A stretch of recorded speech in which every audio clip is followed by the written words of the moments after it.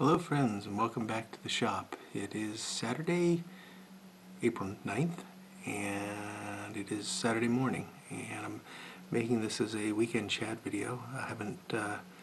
I have actually by now probably posted another video, which was a box opening, so this is a unusual day. You're going to get two in a row from me. I recorded the box opening yesterday, but couldn't get it rendered and posted in time last night, so it went out this morning. So hopefully you won't get overly fatigued from listening to me babble on. But it is the next day after the box opening video, and it's Saturday morning, and I am about to enjoy, I hope, the first smoke in this Benchmade Jumbo, which might be a Marksman Jumbo. And this is from the most recent restoration series that you saw me complete.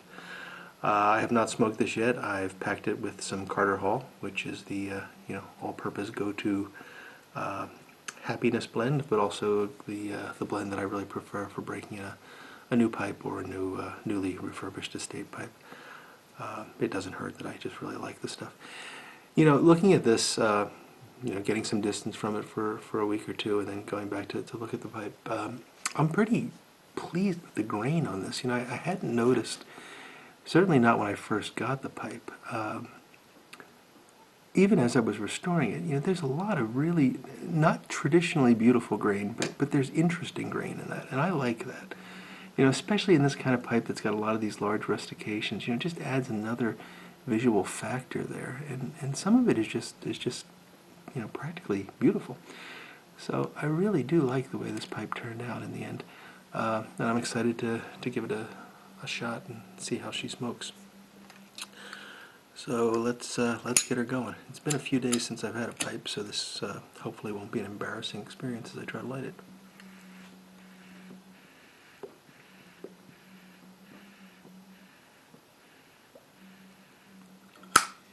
Nah, it's like riding a bike.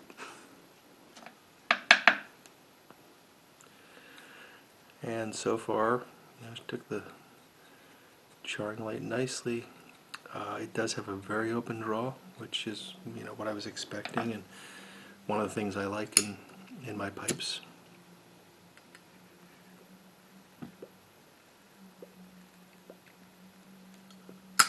I do think the draw has to be properly engineered for it to work. You can't just go ram a large drill bit down inside your pipe and expect it to smoke better. Sometimes it will. But you just have to be careful about that because the location of the tobacco hole, the size of the tobacco chamber, actually the geometry of the tobacco chamber, all are very important. And in my experience, and granted my experience is limited, a pipe like this, which is sort of a more short, broad bowl, and this is the type that I tend to prefer, it will benefit more from an open draft than a sort of a chimney, a more narrow, tall bowl. And I think the reason for that is just that you've already got a lot of, for lack of a better term, a chimney effect occurring inside those tall bowls, which is heating up the tobacco a lot more, and you're getting a hotter burn. If you add to that the ability to draw more air through, you can strike a very unhappy balance where you're going to be combusting very quickly, the pipe's going to burn hot, and you're going to get a lot of, if nothing else, tongue bite, plus damage to the pipe. With the wider, shorter bowls, that's less of a factor, and you're better able to sort of spread that burn out across the tobacco. But you do have to be careful. I mean, you have to change your cadence. You have to adjust your smoking cadence to every pipe, really. And it's just something that I think we all do without thinking about it. But if we have a favorite pipe that we smoke all the time, and we've been smoking it for years, and then we go and double the size of the draft hole, it's not going to smoke the same anymore. It might smoke better if you're willing to change your cadence, or it might smoke worse. There's a lot of factors that go into that. So I just want to make sure that just because I prefer something, you understand that that's not suggesting that you're going to prefer it, especially when it comes to something like modifying a favorite pipe. You need to be careful about that. And that's one of the reasons I like working on estates, because if I have an estate that I'm just going to keep for myself, and I do have a lot of these sort of, I'll show you one here, these more or less shop pipes. You know, this is a not very, sorry, I'm having a lot of trouble with left-right these days. This is a not very attractive pipe. I think this was a White Castle, and the stamping was practically worn off. I did restore this, put a new finish on it. It's worn off quite a bit. I knocked this pipe around a lot. And it's one of these filter pipes that has the really large opening in the stem, and you know, the filter would go into the well, the tenon is actually integral in the mortise, I guess is the way you would describe this. So this got a really big, wide open stem, and I think this smokes horribly. But it's the kind of pipe that it gives me the opportunity to try things on that I hadn't tried before. And on this one, I was actually playing around with some contrast staining methods. So, you know, sometimes you find these really cheap on eBay or garage sales or yard sales or whatever. It may never be anything more than a shop pipe, and to be honest, I don't even really use this as a shop pipe much because it's not a good smoker. But it's an experimental platform. So that's one of the great things about refurbishment is you can find things like that and play around with them. Oh, and now it's on the floor. It survived. You can find these, you know, relatively cheap. I think I paid probably $5 for that. And you can try different things on it, and you know, at most you lose the $5, but you can still have some fun and maybe learn something that you can apply to your own favorite pipes, but learn about it on the cheap ones that you're willing to destroy before you start experimenting on your expensive briars. So let's get this relit.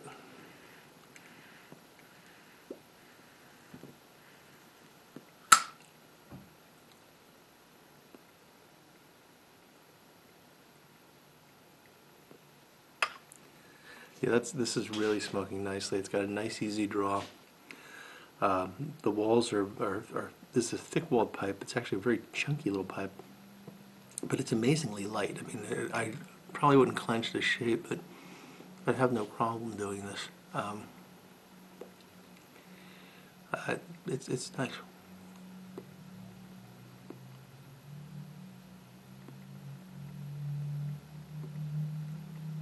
The flavor is Carter Hall through and through.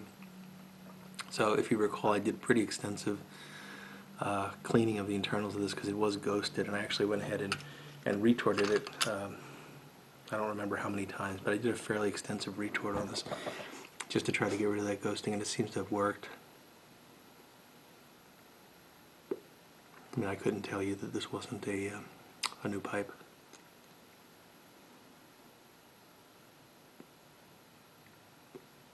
There's a slightly harsh edge to it that I often get from a restored pipe. I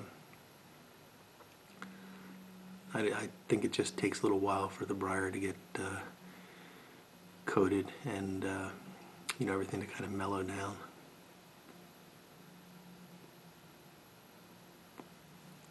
This is good. I really do like this.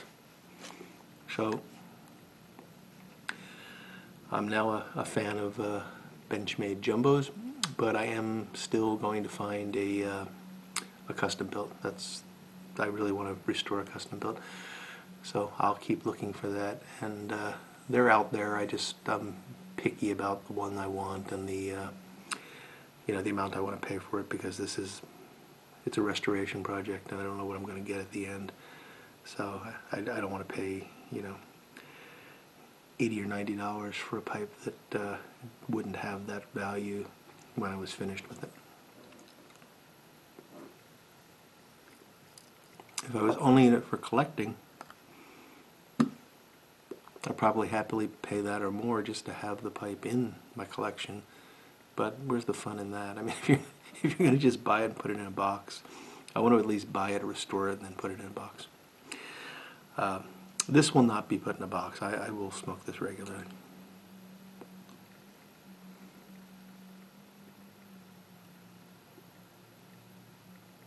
Okay, well, I babbled for almost 10 minutes about pipes. Hopefully all you pipe fans enjoy that. You'll notice I am in a jacket and a hat this morning. Forgive the hat. It is cold. It's snowing right now in eastern PA, or at least my part of eastern PA. It's probably not going to amount to much, but we just can't shake winter this year. You know, it's April 9th, and we're still getting freeze warnings and snow, and it's going to, apparently that kind of weather is going to continue at least out until Thursday. So it's very strange. I've got a strong itch to go fishing, and every time that I've been up to the trip, it's been weather like this. So that's been kind of miserable. But it's shop time, as people have pointed out, and that's a good thing. Because the other news is that I have completed all of the corncob pipe series, including the cob foolery mods, and that will start the post. The last of that, the cob foolery mod, will start the post on this Sunday, and will finish on Wednesday. And at that point, all of the immediately planned corncob videos will be out there. I've gotten a lot of good response on these, and I'm thinking about doing an occasional, working an occasional corncob modification series into the other restorations. Let me know what you think about that. And even if, let me know if you hate it as well, because I don't want to tick off half the audience. But it seems like we've got some people that really enjoy the cob stuff, and then we've got some people that really enjoy the restoration stuff. So I don't want to, and I'm not talking about switching over 100% to one or the other, but maybe switching up, I don't know, maybe 2 standard modifications to a cob mod, 2 standard restorations to 1 cob mod, or something like that. I don't know how long I'll be able to maintain the cob modifications, just because I don't do much of that. In fact, what you're going to see me doing with this cob foolery is really the first time I've done it to this extent. I've replaced a shank here and there, certainly replaced stems, but to do something completely new, to try to come up with a completely new pipe, this is the first time, and you'll see in the end product, it shows that I made some real amateur mistakes, but it was fun. It was a lot of fun. Hopefully you'll have as much fun watching it. So yeah, I think I will do more of that. I don't have any projects planned right now, and the reason I'm babbling about projects is that I've got a massive amount of backlog of work here. I really put a lot of energy into the cob stuff, which I hope shows, and because of that, I'm probably going to have to take a week or 2 off from the other restoration or modification work. I've got to get my bench cleaned up. I've got some stuff I need to do in terms of shop organization, and just get caught up on other aspects of my workshop which don't involve pipes. But yeah, I'm guessing at the most that might be a 2-week delay in the next video. I'll continue to have these weekend chats and update you as things happen, but unfortunately there's going to be a slight break in those. Go back and watch the old ones. They're good stuff. Also, I'll give a couple of quick recommendations, because 2 guys that I've really been enjoying. If you watch the box opening video earlier today, I'll give you 3 actually. Box opening video earlier today, that was from Gnome to Tube, and he does some really nice restoration stuff. He's just started to do some detailed restorations where he's showing you the various steps and all that, and he's got some interesting methods. I'd recommend you take a look at him and see what he's up to. Also, Pipe Leisure and I recently found one another's channel. I don't know how I missed Pipe Leisure's channel for this long, but he's got some neat stuff up on his, and he's been very helpful with some great comments on some of my videos, and has given me several suggestions that I'm definitely going to incorporate into my own work. So if you miss videos over the next couple of weeks from me, either one of those guys are fantastic. The last guy, and I'll link all of these down below, is DSocial D, who I mentioned before. He does some really nice restoration work. He's done a couple of, like a toolbox tour and some methody type things like that, but mostly he's showing before and afters, but it's still fascinating to see. And what I like about all these guys, and honestly I haven't seen too much of Pipe Leisure's restoration before and after work, but a bit of it. They're not doing just the the GBDs and the Dunhills and those sorts of things. They're doing some unusual pipes. So you're not just getting the the pretty pipe at the end. You're getting some history about the pipe smoking hobby, which was once much bigger than GBD and Savinelli and Dunhill. I guess today is getting much bigger than that as well, but in a different way. And boy, that's a whole hornet's nest of a discussion there. I just wonder what pipe restorers are going to be dealing with 50 years from now, when the pipes they're handling are not coming from big houses like Dunhill or Grayboe for that matter, but they're coming from individuals. You know, if one person, and I'm not going to pick any names, but you know, just one independent pipe maker can make, I don't know, 1,000 pipes in his career, and maybe that's an overstretch or not. I don't know if that's an accurate number or not, but if one person can make 1,000 pipes in his career, those are going to be diluted down into this vast number of pipes. So occasionally, a restorer is going to come across a, you know, Joe Smith. Sorry, that was close to someone.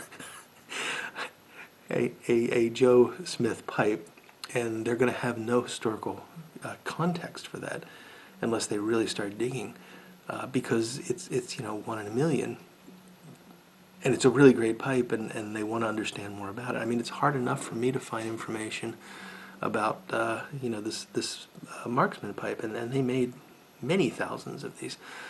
So it's just interesting to think about that. I'm not suggesting anything needs to be changed, except maybe we need to do a better job as historians in terms of documenting these things. And even in terms of pipe owners and pipe collectors. You know, how many of us have a catalog of our pipes where we, you know, detail where we bought it, when we bought it, who we bought it from, who the maker was. Yeah, it may be something worthwhile doing for those future restorers to have some database or something where they can find this information out. Because I tell you, when you get to something like this, which, you know, this is at the oldest, this is from the 30s. You'd think that's not that long ago. We know more about some prehistoric events than we know about who made this pipe. So.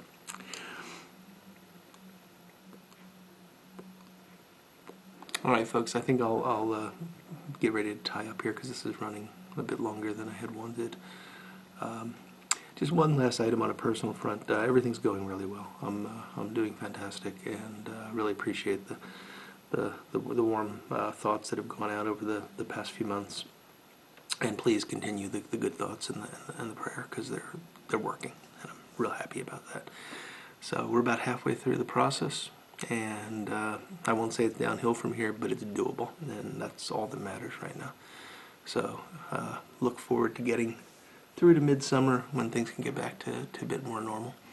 But in the meantime, I'm doing really well. So thank you for your thoughts. Okay, that is it. I am going to cut off here. You'll see the additional Cobb stuff this week and next, or well, actually next week. And after that, you'll just see me a couple of times until we get back into pipe restoration. So in the meantime, you all take care, be well, and I do look forward to seeing you all again in the very near future. Goodbye now.